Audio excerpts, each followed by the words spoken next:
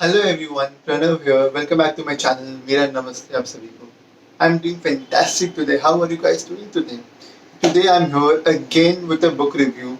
A book which has made a huge impact in the way I used to think about money and finances. There was a complete paradigm shift. Like really. So without wasting any time, let's get started with the video. The book which I'm going to review today is a New York's best-selling book. Before I share with you about the book, let me share with you about the person behind this book. He is an American businessman and an author. He is a founder of Rich Global LLC and the Rich Dad Company, a private company, a private financial institution which provides personal finance and business education to people through books and videos. I'm sure you might have recognized his name by now. His name, the person I'm talking about today, is Robert Toru Kiyosaki. He is an entrepreneur, educator, and an investor who believes that world needs more entrepreneurs who will create more jobs. With perception on money and investing that often contradict with conventional wisdom, Mr. Robert has earned an international reputation for straight talk, irreverence, and courage. He has become the most passionate and the outspoken advocate for financial education.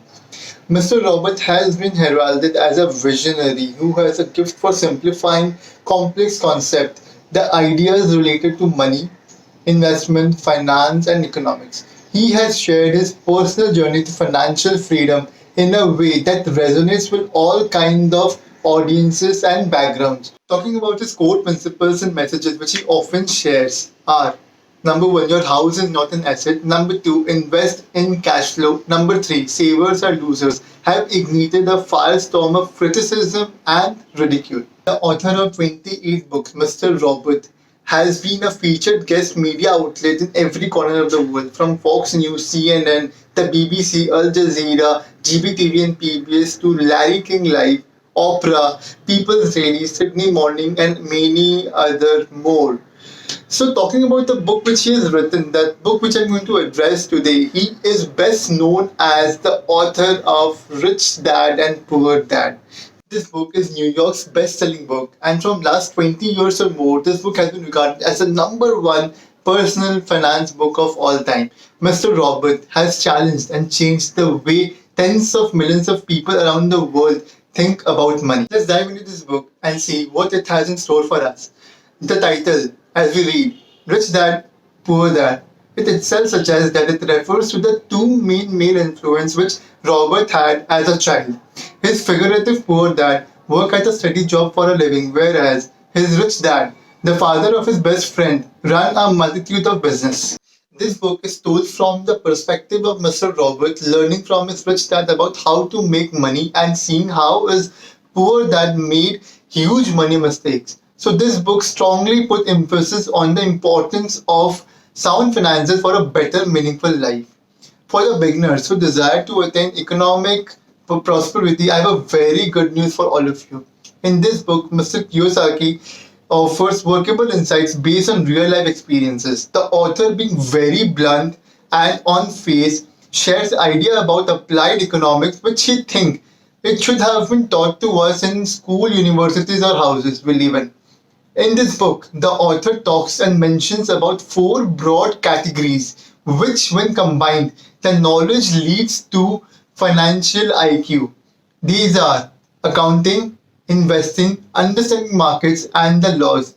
These are explained in a way that even a layman can relate to it. So, according to the author, it's the mindset which differentiates the rich from poor. If you have to invest in something, invest in financial literacy, the author asserts. It is a lack of financial literacy that most salaried people think mutual funds as a safe option for investment, reposing more faith in the fund manager than its own understanding of finances. So, in a very subtle way, he shares an insightful thought on one may be academic genius, a topper, a gold medalist, professionally successful, but there is every possibility of ending up as a failure without financial know-how. So I have a question for you guys. Why it is important to learn financial literacy? This section of the book causes a lot of controversies when discussed. Guys, I'm just making a guess right now that you might be aware of these two terms, assets and liabilities. Yes, the two part of balance sheet which we were taught in our high school and universities. In this book, these two terms has been redefined. For most of us, an asset is something which has value in it. For example, the house which we live in is an asset because it is something that we own and has value. But according to the author, an asset is something that generates income, while a liability is something which involves cost. By this definition, our primary residence which we live in is not an asset but a liability. It may have a cash value in it, but it doesn't generate income. Rather, it comes with other relevant expenses involved with it. So, an asset are a form of passive income that I and you control, like a rental or intellectual property. The author says that while rich invest in assets and let money work for them, the middle class invest in liabilities, naively considering them as an asset and work for money. So, apart from financial literacy, Mr. Robert Kiyosaki talks about certain more things, and these are minding your own business, history of taxes, and the power of cooperation. He also talks about that the rich invent money. And finally, he talks about work to learn, that is, don't work for money. While I agree in general with this lesson, but then the tone here was extremely insulting towards the people who choose to be employed, referring to them as hamsters, which is really insulting. Everyone should strive to learn as much as they can when they work because it enhances their understanding about the world and perhaps build into methods of starting their own businesses. However, to look down at people who choose to be employed for a living as hamsters is ridiculous. So we are into the last section of the book right now. In this section, the author talks about the reason why people might not be able to develop abundant asset column which might produce large cash flow in the bank account. The reason being they are fearful, cynicism, they are lazy, they have certain bad habits, and lastly, arrogance. So, guys, let me share with you my key learnings and the skill which I taken away from this book after I read it. So my key learnings were number one, rich people acquire assets, whereas the poor and middle class people acquire liabilities and they think it's an asset. Number two, if you work for money, you give power to your employer. If money works for you, you keep the power and control it. So the skill, the management skill which is required for success, which I took away was management of cash flow, management of systems, and the management of people which I work with. To conclude, reading Rich Dad and Poor Dad is an amazing investment of time.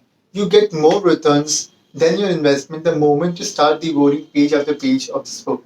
So, guys, if you think I was able to add value with my video, then don't forget to like this video and share it with your friends and families. And do comment below what do you think about money and investment? What is your perception about money and investment? So, thank you guys for tuning in. I will see you in my next video. Namaste.